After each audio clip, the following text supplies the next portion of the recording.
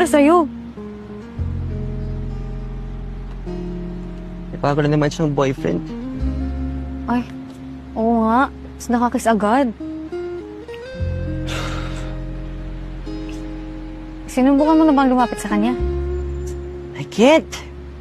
Galit nga siya sa mga section E, di ba? Oo nga pala. Mukhang nadagdagan pa yung galit niya nung dumating ako. Nakabangga ko siya. Pero OA din niya kasi. Parang araw-araw nire-regla. Galit na galit. Pag naging shota mo, pagsabihan mo yun, ha? Siyempre naman. O, pagsabihan mo. Crush ko yun eh. Edrix. Sorry, Jay, ah. Hindi ko sinasadya yung sinabi ko sa'yo kanina. Iba kay Ella. Hindi kayo pareho. Sorry din kung nasunto kita. Ayaw mo kasi makinig eh.